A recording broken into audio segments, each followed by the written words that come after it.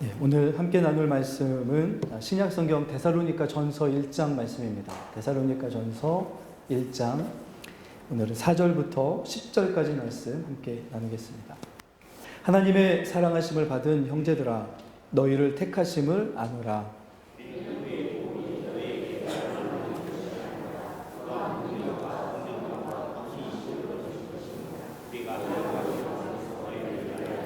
사람이 된 것은 너희가 아는 바와 같으니라.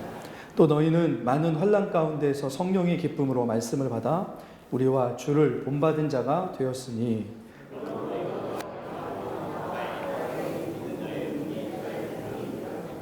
주의 말씀이 너희에게로부터 마게도냐와 아가야에만 들릴 뿐 아니라 하나님을 향하는 너희의 믿음의 소문이 각 처에 퍼졌으므로 우리는 아무 말도 할 것이 없노라.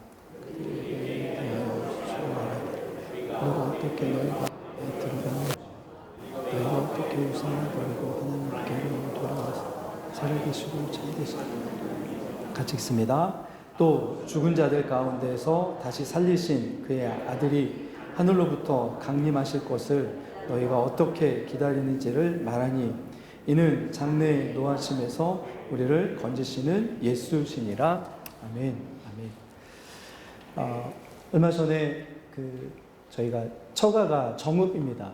네, 정읍을 가는데, 정읍 가려면 여기서 나가가지고 이제 박물관 쪽으로 빠져서 이렇게 쭉 가게 되는데, 평소에는 생각하지 못했던 생각이 퍼뜩 이렇게 머릿속에 떠올랐습니다. 뭐냐면, 정읍 가는 길이 국도 몇 호선인 줄 아십니까? 네. 그런 걸 물어보냐는 표정으로 알아보시는데, 네, 1호입니다. 1호선. 국도 1호가 네, 여기서 전주, 사실은 정읍에서 전주 오는 길이었는데요. 목포에서 시작해서 네, 광주, 전주, 익산, 논산, 다음에 신탄진이나 이런 데 거쳐서 서울, 평양, 신우주까지 이어지는 길입니다.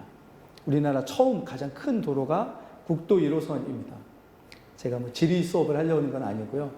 그런데 왜 갑자기 국도 1호가 떠올랐냐면, 그동안에 저도 그 길을 수없이 많이 왔다 갔다 했고, 그 길을 수많은 사람들이 그 길이 생긴 이유로 수많은 이유로 왔다 갔다 했을 것입니다.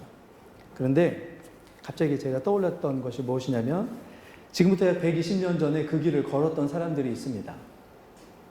이고 지고 앉고 그 길을 걸었던 위쪽으로 가는 사람들이 있었는데요.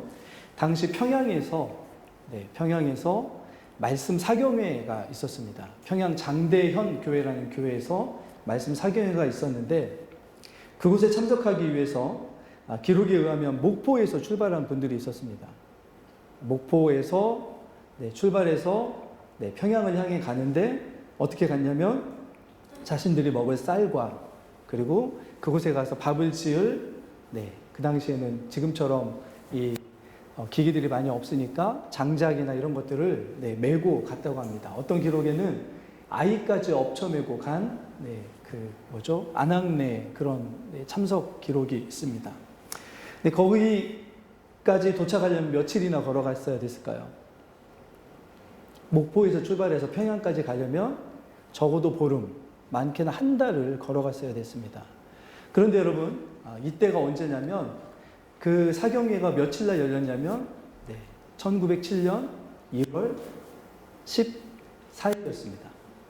언제입니까? 절기상? 겨울입니다. 겨울 중에 가장 언제입니까? 가장 추울 때입니다. 그리고 지금은 날씨가 많이 따뜻해졌잖아요. 저 어렸을 때만 해도 동네 얼음이 이렇게 두껍게 얼 정도로 어렸을 때 추웠습니다. 한 30년, 40년 전입니다. 그럼 그거보다 30년, 40년 아니 훨씬 뒤에는 얼마나 추웠을까요? 날씨도 추웠을 뿐만이 아니고 입고 있는 옷도 지금처럼 막 좋은 부스나 덕이나 이런 거 입지 않았을 겁니다.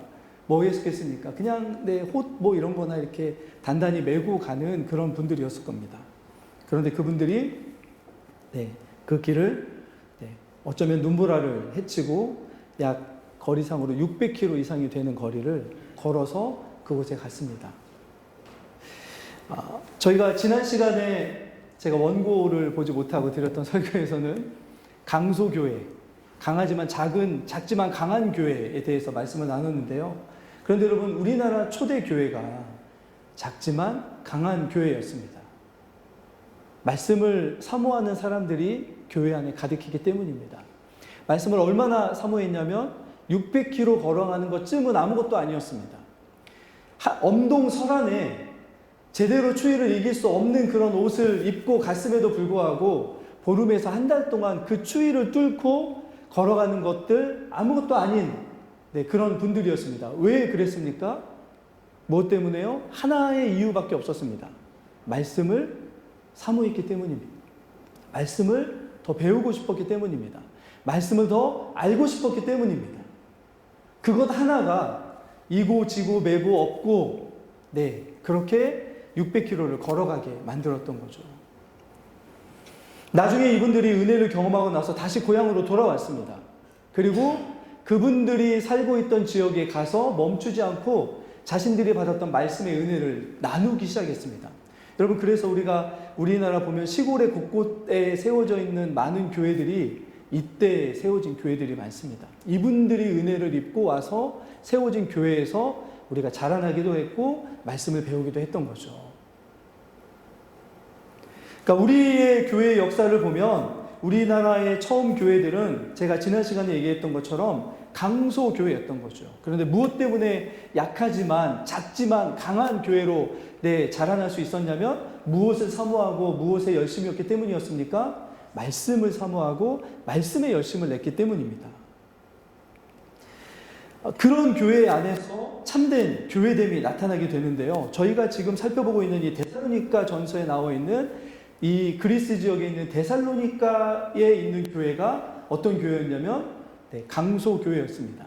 작지만 강한 교회였죠. 그런데 이 오늘 말씀을 이렇게 읽다 보면, 말씀을 살펴보면 어떻게 이렇게 될 수 있었을까라고 하는 것을 궁금해할 수 있는데, 그 대답을 뭐라고 이야기하고 있냐면 말씀이다라고 이야기합니다. 뭐라고요? 말씀 때문이었다고 이야기합니다. 조금 바꿔서 이야기하면 복음 때문이었다라고 얘기합니다. 복음 때문에 이 교회가 이렇게 작고 약한 것처럼 보였지만 실제로는 강하고 교회다운 교회였다라고 말씀합니다. 저희가 지난 시간에도 봤던 말씀이지만 우리 7절 말씀을 한 번만 더 같이 볼까요? 7절 말씀을 한 번만 더 띄워주시죠.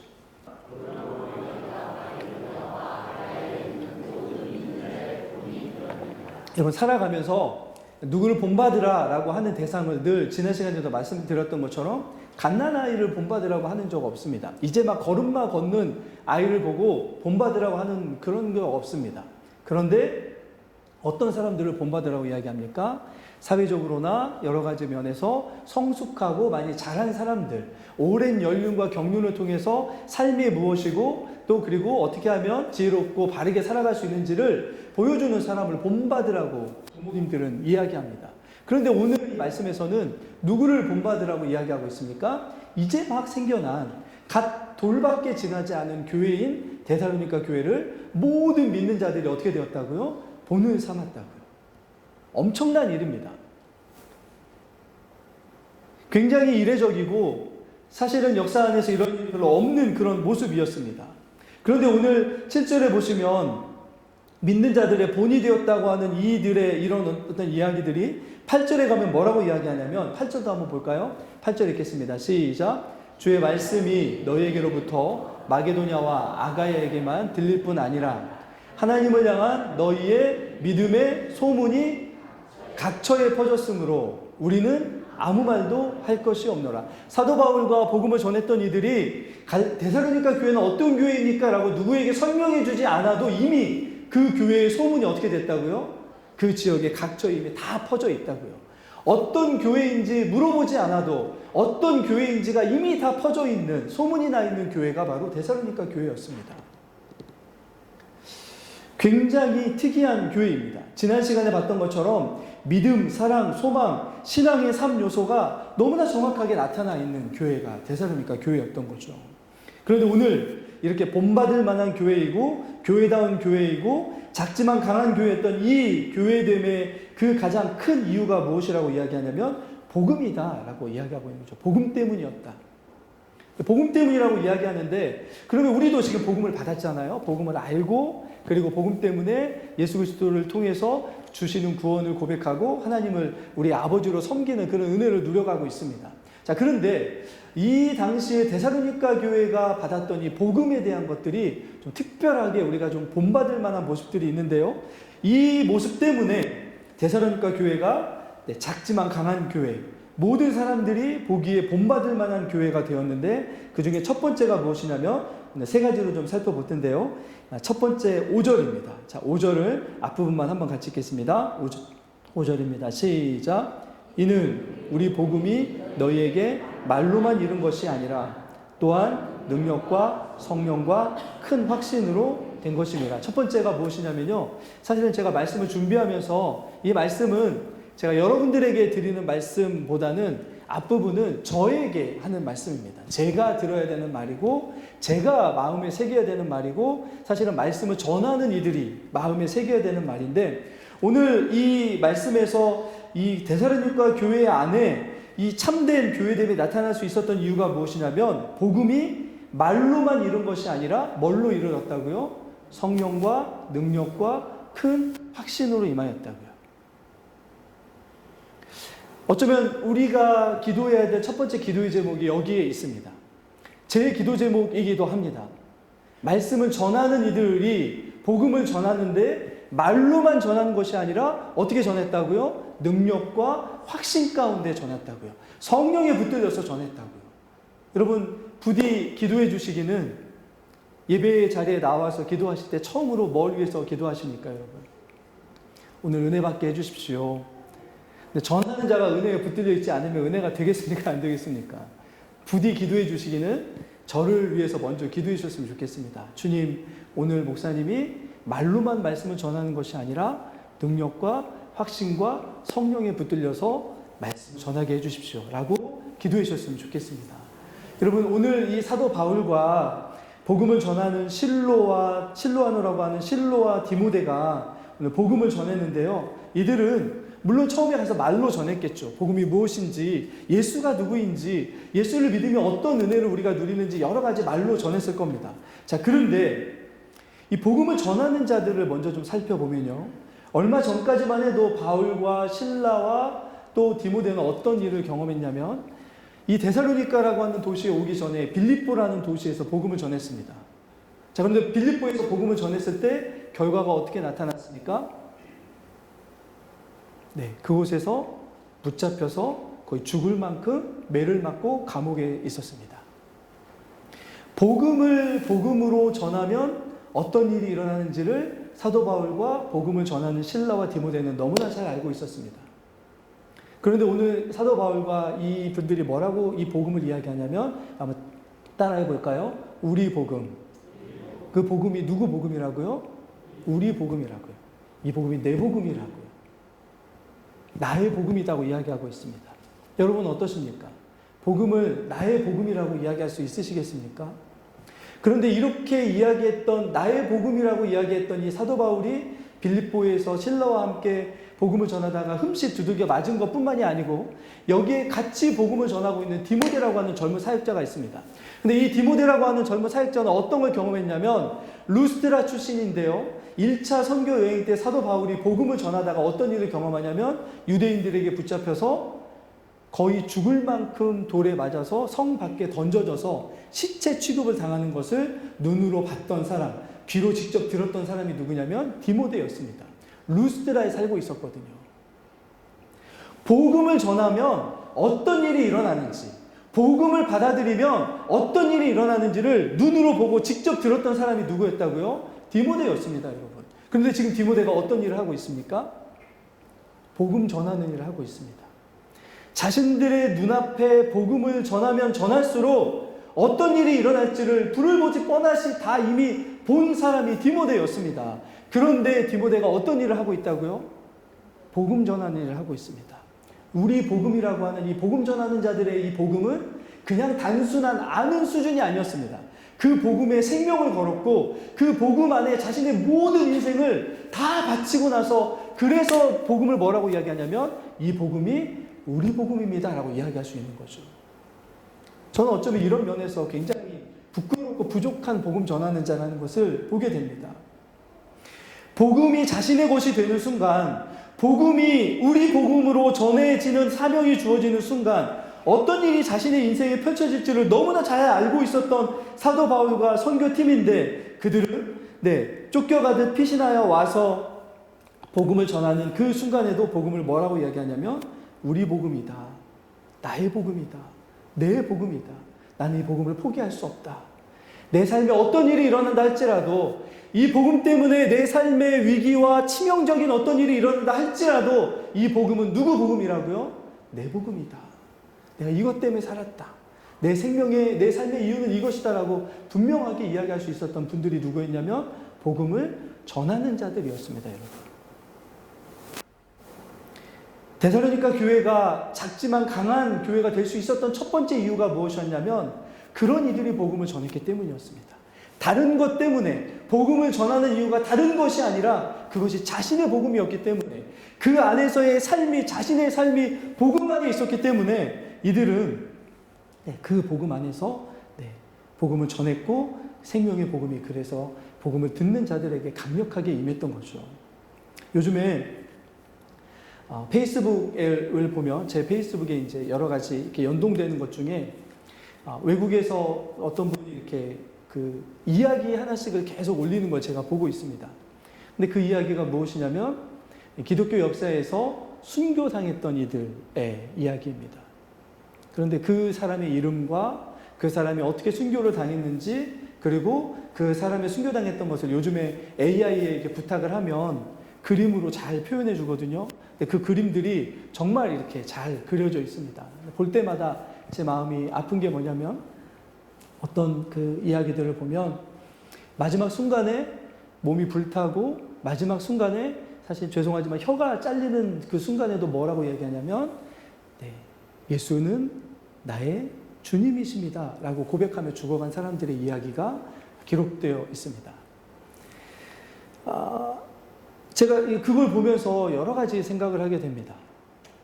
오늘 말씀에 비춰보면 복음이 정말 내 인생의 복음인지 내 삶의 복음인지 내 생명의 복음인지 내 생명이 되는 복음인지가 첫 번째 제게 주어진 질문이었고 두 번째는 어떤 일이 일어나나 할지라도 나는 복음을 전할 수 있을까라고 하는 그런 질문이었습니다. 이 질문에 답할 수 있었던 교회가 데살로니가 교회입니다. 이들은 바울과 실라와 디모데라고 하는 자신 목숨을 건 복음의 전도자들이 복음을 전하자 그 복음을 어떻게 했습니까? 복음을 있는 그대로 받아들인 교회가 이 데살로니가 교회였던 거죠. 여러분 특별히 기도해 주시기는 이번 주부터 제가 아마 전주대에 가서 학생들을 이렇게 모아놓고 가르치는 일들을 하게 될 것 같습니다. 예수를 모르는 학생들입니다. 전주대는 특별히 미션 스쿨이기 때문에 뭘 해야 되냐면 채플을 드려야 됩니다. 채플 드리기 껄끄러운 애들을 모아놓고 그거 안 드려도 되니까 와서 다른 거 공부하자 해가지고 어떤 목사님이 이제 지혜를 내셔서 반을 만들어서 그들에게 목회자들과 성도들이 가서 가르치면서 복음을 전하는 프로그램이 있습니다. 제가 올해는 그걸 신청했습니다. 이렇게 가까운 곳에 있는데 저 전주대를 그냥 놔둬서는 안 되겠다. 저희가 사는 그 집 골목이 평일과 주말이 너무나 달라집니다. 평일에는 정말 사람이 사는 것 같지 않은 정말 조용한 곳이거든요. 주말에는 곧 가게들이 막 그득그득하게 찹니다. 누구일까요? 학생들이 뭐 하는 가게에 찰까요? 뭐 크라운 뭐뭐뭐, 역전 할머니 뭐뭐뭐 이런데 젊은이들이 정말 찰 데가 없이 엊그저께는 가는데요. 아마 학기 초에 그랬는지 뭐 과 모임을 했는지 길을 갈 수 없을 정도로 가득 아이들이 이렇게 나오는 걸 봤습니다. 제가 기도가 절로 나왔습니다. 하나님, 복음을 들을 수 있는 환경 안에 있음에도 불구하고 복음을 모르는 저들에게 복음을 좀 전하게 해주십시오. 목요일 날은 제가 그래서 가급적이면 그들에게 가르치고 그리고 시간이 되면 전주대에서 전도를 하려고 합니다. 한 영혼이라도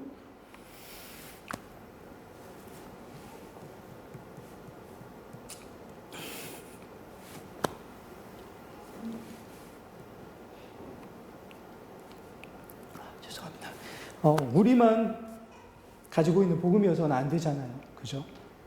우리가 이게 우리 복음이다, 내 복음이다라고 이야기할 수 있다라면, 네. 그래서 여러분 기도해 주시기는 많은 영혼을 구원할 수 있는 프로그램은 아닙니다. 그러나 단 한 영혼이라도 구원할 수 있는 그런 은혜가 있다면 얼마나 감사할까라는 생각을 해보게 됩니다. 거기다가 오늘 갈라디아 교회가 복음을 복음답게 받을 수 있었던 또 다른 이유가 뭐냐면, 전하는 이들의 마음도 있었지만, 여기에 아까 5절 말씀을 한번 보시면 두 번째 줄을 한 번만 더 같이 읽어볼까요? 또한부터 읽겠습니다. 같이 읽습니다. 시작. 또한 성령과 큰 확신으로 된 것이니. 여러분, 말씀을 전해지게 될 때 반드시 함께 하셔야 되는 분이 누구시냐면, 누구이십니까? 성령 하나님이십니다. 여러분, 기도하실 때 저희가 드리는 예배 가운데 누가 함께 하시기를 기도해야 됩니까? 성령 하나님이 함께 하시기를 반드시 기도해 주셔야 됩니다. 저도 마찬가지이고요. 왜냐하면 여러분, 이 당시에 어떤 사람이 전했는지도 물론 중요합니다. 자신의 삶을 바친 나의 복음이라고 하는 어떤 이런 복음으로 전하는 이 사역자들이 전하는 것도 물론 중요하지만, 그러나 성령이 복음을 전하는데, 말씀이 선포되는데 함께하지 않으신다면 거기는 역사가 일어나지 않습니다. 오늘 이 데살로니가라고 하는 지역을 다시 한 번만 설명을 해드리면, 당시에 다른 어떤 곳에서 복음을 전하면 받을 수 있는 환경이었을지 모르겠지만, 데살로니가라고 하는 이 도시의 복음이 전해진다는 것은 기적과 같은 일이었습니다. 왜냐하면 당시에 로마라고 하는 이 거대한 나라의 혜택을 가장 많이 받고 있는 도시가 어디였습니까? 데살로니가 교회였습니다. 아니, 도시였습니다. 로마가 지켜주고, 로마가 불을 제공해주고, 로마가 경제적인 것과 문화적인 것과 군사적인 것과 정치적인 것과 모든 것을 다 보장해주는 자유시민들의 풍요와 모든 것들을 누릴 수 있는 도시가 어디였냐면 데살로니가였습니다. 그들에게 복음은 뭐였습니까? 로마였습니다. 그들에게 복음은 세상이었습니다. 그들에게 복음은 자신들에게 이렇게 풍요와 자유와 모든 것을 만끽할 수 있는 이걸 주는 우상들이었습니다. 그게 복음이었습니다. 그들에게는. 그런데 여러분, 그들에게 가서 이스라엘의 저 작은 땅에 태어난 나사렛 출신 초라한 십자가의 형벌로 죽은 예수가 참 하나님이시고 여러분에게 구원을 주시는 유일한 구주이십니다라고 전하면 받아들이시겠습니까, 여러분? 여러분이 만약에 데살로니가에 살았던 이들이라면, 그렇게 풍요롭고 풍족하고 모든 걸 다 누릴 수 있는 그런 환경에 갑자기 찾아와가지고 예수를 믿지 않으면, 이런 이야기를 하면 들으시겠습니까? 그런데 데살로니가의 성도들은 어떻게 했다고요? 그것을 복음으로 받아들였습니다. 그러면 복음으로 그걸 받아들이는 순간 어떤 일이 일어납니까? 그들은 그동안에 자신들이 복음이라고 생각했던 것들을 다 어떻게 해야 됩니까? 포기해야 됩니다. 군사적인 안정감, 자유로운 시민으로 살아가는 자유시민의 삶, 자신들이 누렸던 풍요로움, 우상들이 준다고 생각했던 그런 어떤 확신, 이런 것들을 다 어떻게 해야 됩니까? 다 포기해야 됐습니다. 이런 일이 일어났다는 것도 중요하지만 어떻게 이런 일이 일어났냐는 거죠. 근데 어떻게 일어났다고 사도 바울이 이야기하고 있습니까?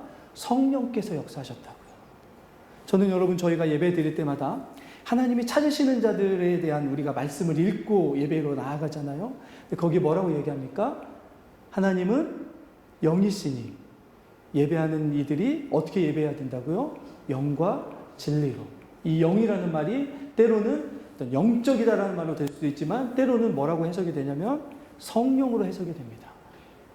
부디 저희가 예배드릴 때 저희가 하는 모든 것 가운데 예전에 성령으로 기도하는 것 이야기한 것처럼, 저희 말씀이 선포되고 말씀을 가르침받고 말씀을 묵상하고 말씀 가운데 하는 모든 일들을 진리의 영이신, 그렇죠? 누구께서 역사해 주셔야 됩니까? 성령 하나님께서 역사해 주셔야 됩니다. 그렇게 우리가 성령의 역사하심 가운데 예배하는 저희들이 되었으면 좋겠습니다. 그러자 어떤 일들이 일어나냐면, 이 데살로니가 사람들이 복음을 복음으로 받아들인 거죠. 나사렛의 예수가 하나님이시구나 라고 하는 사실을 깨닫기 시작했습니다. 일어나기 어려운 기적 같은 일들이 일어난 거죠. 성령이 역사하시는 곳에 병이 고쳐지고 눈이 뜨여지고 사람들이 일어나고, 그리고 귀신이 쫓겨가는 어떤 일들도 일어날 수 있습니다. 그러나 진짜 성령께서 역사하시는 곳에서 반드시 일어나야 되는 것이 무엇이냐면, 복음이 진짜 복음으로 그 안에 받아들여지는 일입니다. 복음 외에는 다른 것들이 우리에게 기쁜 소식이 아니라고 하는 참된 믿음이 그 안에 고백되어지는 일입니다. 성령이 함께 하시는 곳에 그런 고백이 있습니다. 성령이 역사하시는 삶에 그런 고백이 있습니다. 성령은 그것을 위해서 이 땅에 오신 하나님이시거든요. 데살로니가 교회는 그런 일들이 있었습니다. 놀랍도록 강력하게 성령께서 이 데살로니가에 있는 이 성도들을 붙잡아 주시자 그들 안에 참된 복음을 복음답게 여러분 받아들일 수 있었던 거죠. 그런데 여러분 다시 한번 이야기하지만 복음은 기쁜 소식이라는 그런 이야기로 풀었을 수 있잖아요. 그런데 복음의 두 가지 양면성이 있습니다. 첫 번째 무엇이냐면 복음은 처음에 복음으로 이야기되어지는 어떤 누군가가 복음을 전한다고 이야기하면 마음속에 첫 번째 일어나야 되는 것이 어떤 마음이냐면 불편함입니다. 불편함. 왜냐하면 복음을 받아들이려면 뭘 인정해야 됩니까? 내가 하나님 앞에서 죄인이라는 것을 인정해야 됩니다. 내가 왜 죄인이야? 라고 하는 반발이 없겠습니까? 복음이 전해지면 사실은 첫 번째 우리에게 드는 이 마음이 뭐냐면 할렐루야 감사하고 하는 것이 아니고 우리의 마음속에 내가 왜 죄인이지? 내가 지었던 것들이 왜 죄이지? 이 세상이 왜 악하지? 이 세상에 있는 것들이 이렇게 좋은 것들이 많은데 왜 이 세상이 멸망과 심판의 대상이라고 하지? 하는 여러 가지 마음속에 불편함들이 일어나야 됩니다. 그런데 이 복음이 데살로니가에 전해질 때도 마찬가지였습니다. 그 사회에 대한 전면 도전이었던 거죠. 사람들이 복음을 불편하고 싫어했던 것은 사실 데살로니가에서 뿐만이 아니고 로마인이든 유대인들이든 복음이 전해지면 너무나 불편했습니다. 그래서 고린도전서 1장 23절에 보면 복음을 들었을 때 사람들의 반응을 이렇게 이야기하는데요. 한번 볼까요? 같이 읽겠습니다. 시작. 우리는 십자가에 못 박힌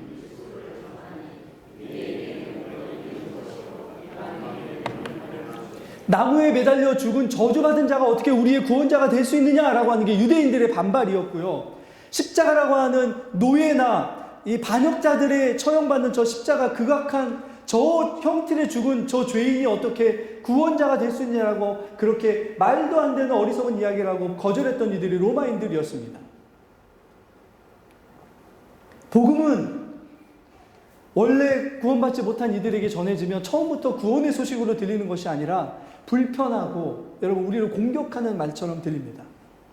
그런데 오늘 말씀에 보면 성령이 그곳에 역사하시자 어떻게 이것들이 받아들여졌다고요? 오늘 말씀 6절을 한번 또 볼까요? 6절입니다. 같이 한번 보겠습니다. 시작.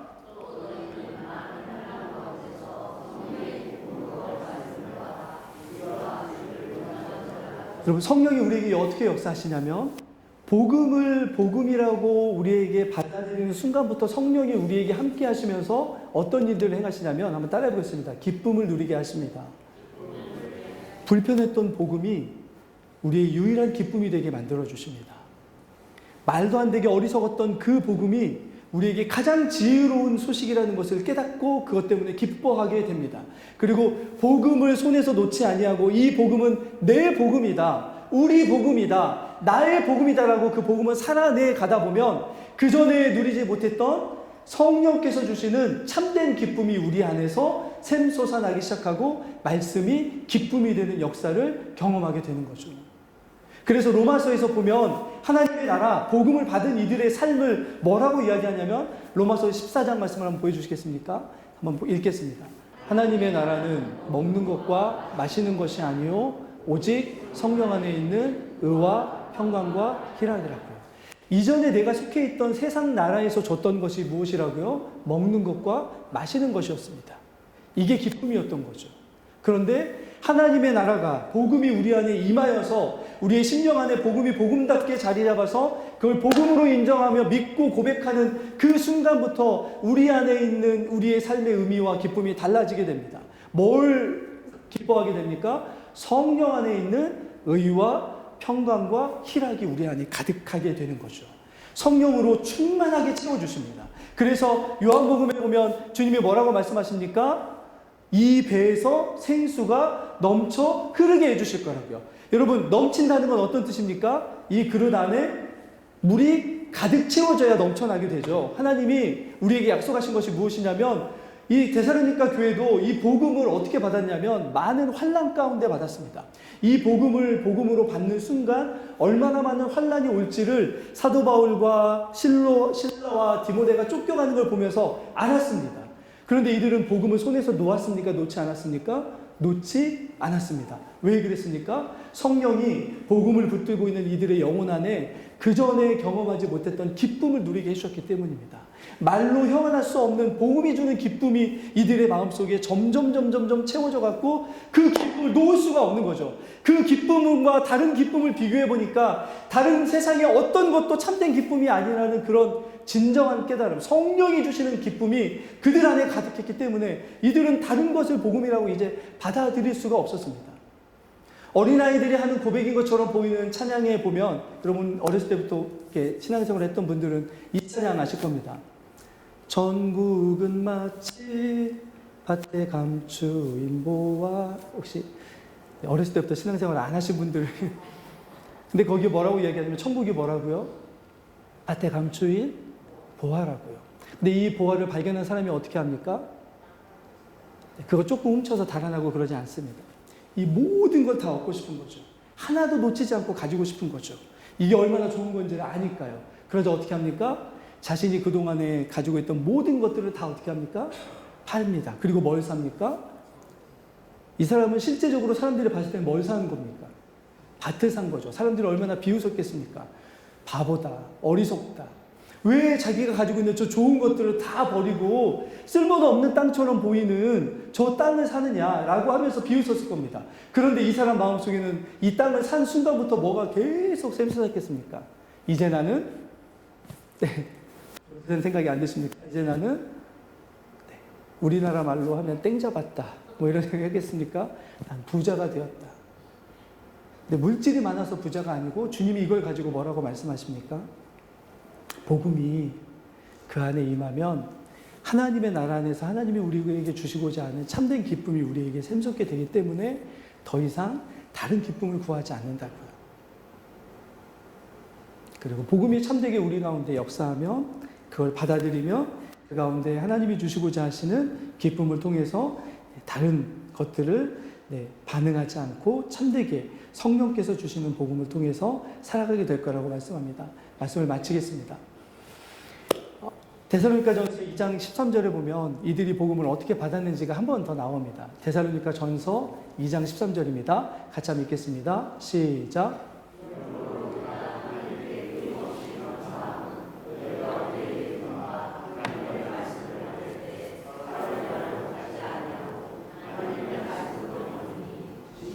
그러하도다. 이 말씀이 또한 너희 믿는 자 가운데에서, 여기 보시면 이들이 어떻게 말씀을 받았다고요? 가운데 보시면 사람의 말로 받지 아니하고 누구의 말씀으로 받았다고요? 하나님의 말씀으로 받았다고요. 하나님이 직접 주시는 말씀으로 받았다고요. 여러분 예배의 순간에 제가 기도하는 게 여기 있습니다. 여러분이 말씀을 받을 때 저는 하나님의 말씀을 전한다는 확신과 하나님이 저를 이곳에 세우셨다는 확신과 그리고 하나님이 지금 제 말씀을 통해서 역사하실 것이라는 확신을 가지고 말씀을 전하겠습니다. 그러면 여러분들에게는 어떤 확신이 있어야 되겠습니까? 이 말씀이 하나님이 주시는 하나님의 말씀이라는 확신으로 받아주시고 그 말씀이 들어왔을 때 그 말씀을 가지고 이제 사실은 다음 시간에 해야 될 말씀인데 그 말씀대로 살아내셨으면 좋겠습니다. 그래서 예수 믿으면 구원받습니다. 예수 믿으면 천국 갑니다라고 하는 복음의 이런 간단한 내용이 있지만 그런데 우리가 이것을 어떻게 이야기할 수 있냐면 그런데 이것이 내 복음입니다. 나의 복음입니다. 내 삶에 늘 있는 내 삶에 참된 기쁨을 주는 내 복음이고 우리의 복음이고 그리고 우리 교회의 복음이고 그래서 우리 교회 안에서 복음이 복음답게 되어지는 참된 복음이 우리에게 역사하심을 통해서 우리 성도와 우리 교회의 어떤 모습들이 소문나는 펼쳐져 나가는 밖으로 흘러나가는 그런 일들이 우리 가운데 있을 수 있기를 예수 그리스도 이름으로 축원합니다. 같이 기도하겠습니다. 살아계신 아버지 하나님, 복음에 담아두신 주님의 사랑과 은혜와 복음을 받았을 때 우리가 누리고 또 살아갈 때 누릴 수 있는 그 기쁨이 얼마나 큰지를 주님은 그 복음에 담아두셨습니다. 천국을 발견한 이들이 마치 보화를 발견한 것처럼 하나님 자신의 모든 것을 팔아 샀던 것처럼 그 복음의 가치와 하나님 그 복음의 진수를 우리가 올바로 깨닫고 복음 안에서 누리는 참된 기쁨으로 이 세상 안에 하나님 나라를 경험하며 살아가는 저희들이 되게 하여 주시옵소서. 하나님, 내 복음, 우리의 복음이라고 이야기할 수 있는 은혜를 더하여 주셔서 오늘 데살로니가 교회가 이 말씀들을 하나님의 말씀으로 받아 그 말씀 안에서 삶으로 살아냈던 것처럼 우리의 삶이 복음이 움직이고 복음에 하나님 근거한 삶이 될 수 있도록 역사하여 주시옵소서. 능력으로 확신으로 성령께서 함께 하시는 그런 은혜로 이 말씀이 선포되게 하시고 전하는 자나 듣는 모든 자들이 하나님의 말씀으로 들어 함께 한 마음으로 이 말씀을 통해서 교회를 세워가고 세상을 섬기는 하나님 그런 귀한 믿음과 사랑과 소망의 공동체 될 수 있도록 인도하여 주시옵소서. 감사드립니다. 우리 구주 예수 그리스도 이름으로 기도드립니다. 아멘.